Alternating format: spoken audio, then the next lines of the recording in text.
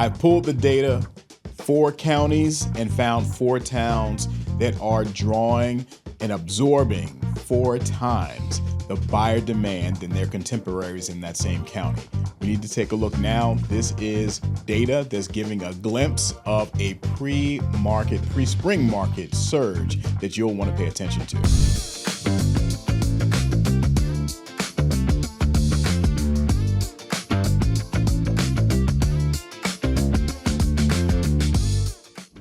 Welcome to New Jersey Living. My name is Corey Jones. I'm a licensed real estate agent in New Jersey, and in that role, I've helped hundreds of people just like you buy, sell, and in some cases, rent real estate. You can also tune in to New Jersey Living, the podcast, on any of your favorite podcasting platforms to tune into the audio version of what we are now presenting twice a week with our regular content. Before we jump into some of this data, we are putting out reminders. We have our first live event coming up, and it's probably within the next 3-4 weeks. I have not nailed down a date yet, but that date will be soon forthcoming. Let's go ahead and jump right into the numbers.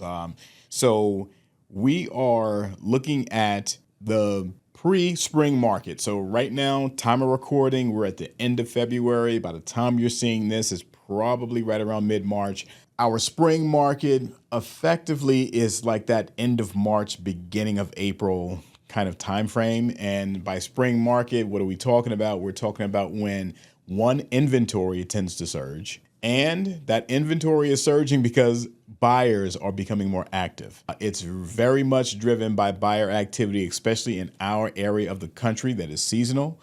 Right now, when I walk out of the studio, there is like 1.5 feet of snow that's still kind of sitting around here. So that impacts how people get up and move around. And a lot of people like to transition in terms of moves in the summertime because families prefer to have students all settled for school in the fall. So a lot of that weather and school and just ease of schedules that tends to happen in the summertime, that drives a lot of spring demand. And again, some of that is regional, but that's definitely the case for New Jersey.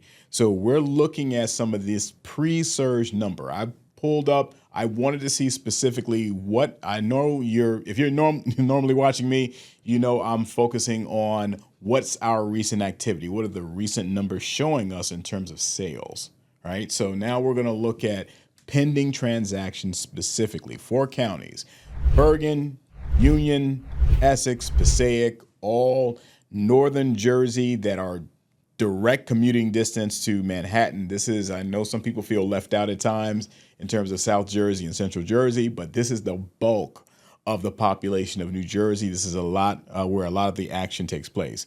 So when we're looking at this chart, we see some locations that are kind of no-brainers, but we want to dig a little deeper and kind of identify where a lot of the surge is showing that it's not just relative to bigger volume because it's a bigger town, but that's where buyers are being drawn to. That's where the activity is being concentrated relative to other townships right there and sometimes neighboring towns. Okay. So overview, volume leaders in terms of pending sales, that's going to be Essex County, 55 pending sales right now. All right. We see Union County, we're talking about 50, and we're going to look at that index. That index is very meaningful. We're going to hit that in just a few more minutes, but I'm going to hold off on that right now.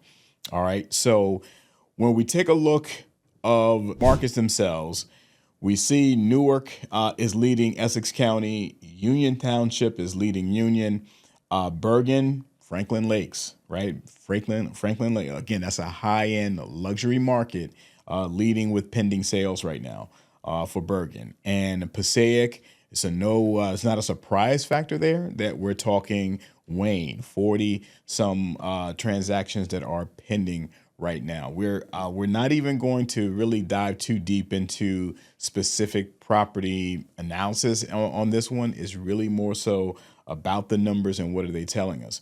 So we see raw numbers ranging from Essex 26 to 55, 23 to 50 for Union. Bergen it's more spread out, right? So, but again, all these markets right here, for the most part, are luxury, right? So we see the numbers are small, but these are million, $2 million markets. I'd say the first three, Tenafly, you can find a decent volume of like under 2 million. You can, but still, Franklin Lakes, Tenafly, Upper Saddle River, these are very much 2 million plus type of markets, and we see those transactions are moving, right? So we see Paramus, Woodcliff Lake in that number as well, coming in at 5 and 6 respectively. And for Passaic, Ringwood at 16, Patterson right above them. Look at West Milford. Okay, so West Milford, I'm going to get in a little bit more into that town. Had clients that came out of New York City that recently bought right there in West Milford. So we're going to talk about that town and why would we see a surge in locations like Milford. Very unique type of location compared to some of the other places we looked at. And Clifton coming in right in behind Wayne. So we're going to scroll down just a little bit. And we're going to start talking a little bit punching above weight index. This is something that I referenced just a little earlier. And before we get too much into the index in terms of the raw numbers, I'm going to make a quick pitch out there for buyers who are watching this and you are in your process or you're thinking about your process because like a lot of buyers, you're thinking about the spring. All right. You really want to be in motion now. This is an ideal time if you're looking to have something or really initiate in earnest your search around that March, April timeframe. I want to put up a QR code for you. This is for a buyer playbook. I'm going to make this very transparent for everyone who is out there already working with an agent. This is not for you guys who already have an agent. This is for those who don't.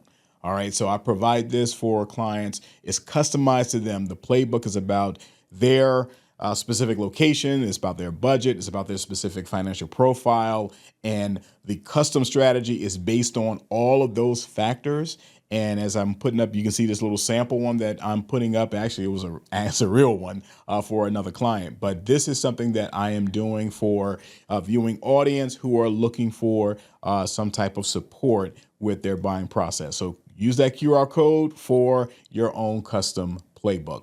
Also for buyers who are coming in from outside of the region, you're coming maybe even outside of the country, I have a QR code for you just to give you some insights on the Garden State. And for homeowners, you're not left out. CMAs, we give those out frequently and those are complimentary, no strings attached. You should always know your value. Click this one for a complimentary CMA. We'll get that to you within 48 hours. And finally, for sellers, we have for those who are cash curious, you want to know what an investor would offer you in cash. And again, that number is not a market number, just to be clear. They're looking for quick, easy, convenient closings, but it comes at, again, a cost of a lower price. But that QR code is for you if you'd like to know what that number is. Absolutely no obligation whatsoever. Okay, so let's look at what we're talking about with punching above weight index. So we're seeing that there's a disproportionate draw of buyers to some locations, and some of these locations we are already looking at anyway on the chart. But want to see what the index is really telling us. So it's relative to the townships that we can see here, a percentage share of total county pending sales. So the number of homes on the market for that township also factor in, but also the number of pending sales relative to the overall county volume. All right. So it's telling us concentration, right? Where are these buyers going in higher volumes? So we see the index, an index of 1, it's equal to the county average. If it is above 1, it's outperforming. All right. So it's disproportionate. So you've got more people buying in that given location. If it's above 3, it's dramatic. Right, dramatically outperforming. It's a leading indicator. It's talking. We're talking about competitive bids, competitive processes where you're likely to see more high and best deadlines, and you're also having to strategize accordingly, knowing that you have competition. What type of terms? It's not always just pricing, but what type of terms are you utilizing as leverage points to make that seller more attracted to your offer. All right, so going back to Bergen, we talked about luxury. All right, so we talked about Franklin Lakes 4 times. Like, that's red hot, because Franklin Lakes is on the far western edge of Bergen County. Well known because it's a luxury market for sure. So if you're a seller there, that is absolutely, it's beautiful, to your ears, right? It's wonderful to your ears to hear that there's like this concentrated pre-spring market demand. But relatively, Franklin Lakes doesn't have the largest volume of homes, okay, that are available on the market at a given point, which is showing why that number of 12, how that relates to the index is coming out as an index of 4, index number 4, which means there's a high level of demand. Staying in that same, kind of luxury area, we're talking, Tenafly is not far behind. Tenafly, like I mentioned before, you can find some options that are under $1 million. 8 to right up to $1 million, and then you have a better number of options between $1 million and $2 million, but definitely above $2 million is not by any means unusual. Okay, so these are markets that you have to be prepared for. You see Woodcliff Lake at the bottom, 1.7, which again is a performing above average, but it pales in comparison to your top two in that county. Newark is at 3.5. Newark. This was, and I'm going to put this in context, and this is one thing that I always consider when I'm looking at places like Newark and Jersey City. All of this data is single-family home. So if we add in multifamily, it definitely changes things, and there's a large multifamily volume, all right, in Newark. So, but relative, we're talking about just single-family homes, there is higher demand for single-family homes, and this absolutely has to do with affordability with Newark in comparison to some of the suburbs, right around it. West Orange is always going to be a player, right? So West Orange, 2.7. And then we start to cool a little bit, 1.9 for both East Orange and Livingston. Irvington at 1.6. All right, but we see definitely Newark for that single-family environment has been drawing a lot of attention pre-market. And then in Union, you've heard me reference Union Township so many times. I don't even live in Union, but you may think I would as much as I reference it. But Union is one of those places where close proximity to the city, right? So whether you're doing bus, driving, or train, all are very, very reasonable commutes to the city. The floor in Union is not a low one, right? So it's not a very, very low floor. It's not a very, very high ceiling either, but it is a nice, comfortable middle ground for that location. And we're seeing high demand. Linden coming in behind it at a 2.5 on the index, with everything else coming under 2. But we see Scotch Plains, Plainfield, Westfield, all of those pretty much neighboring towns, all 3, all right, with single family. But this is really showing that Union continues to be a top dog when it comes to this. So this is definitely an affordability dynamic as well, which is similar to Essex with Newark, right? Affordability is a factor here. Bergen, we're talking a whole different conversation.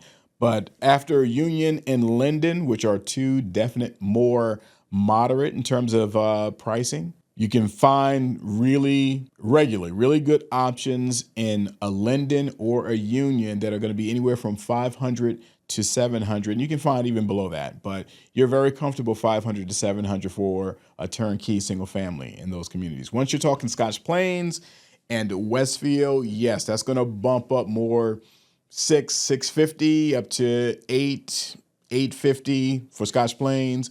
Westfield is going to be higher, right? As Westfield certainly turnkey, you're closer to 800, all right, for a single family. In Plainfield, it varies. Plainfield depends on, there's a lot of large historic homes like Sleepy Hollow area. There's a lot of historic areas actually in Plainfield, but it depends on the neighborhood and size of the house. Could be like 600, could be 800, could be 900.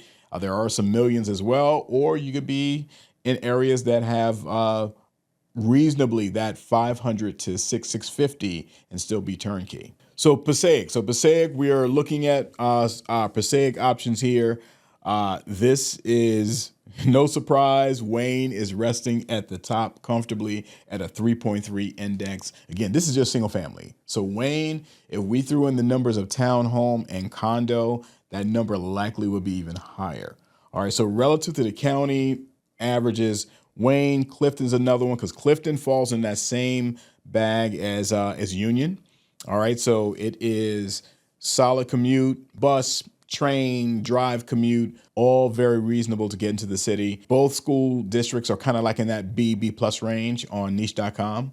So you're not running away from those schools, but you're not necessarily moving to the township because of the schools. All right, so that yields pretty consistent demand in that area. And then there's West Milford. This is the one I wanted to talk about a little bit more in depth. All right, so I'm going to show a West Milford. I really want going to show a lot of properties that are in the pending status because there's, we really wanted to focus on the overall numbers of where buyers are being drawn into, or whether they're targeting, I should say. But West Milford, I'm going to show this clip of a recent sale, and this is from my team, just to kind of point out some of the dynamics that you get in a West Milford option. All right, here's the recent sale in reference to my clients. Came out of New York looking for a property that would be turnkey. And this is a very good reference point just in understanding when you're coming from the city and you're trying to get a feel for New Jersey and different neighborhoods and what your dollar buys you in different locations. So we were looking pretty much in a high 5 to low 6 kind of budget. Started in Bergen County. Started a lot closer to the city.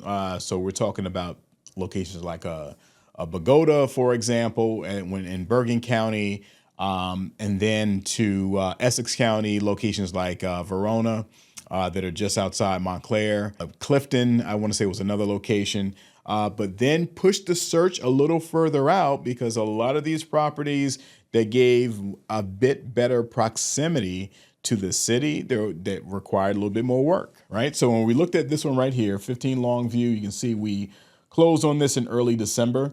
And this was a property initially listed at $679. This was a flip, by the way. Listed at $679, dropped to $625, and we were able to secure the property at $615.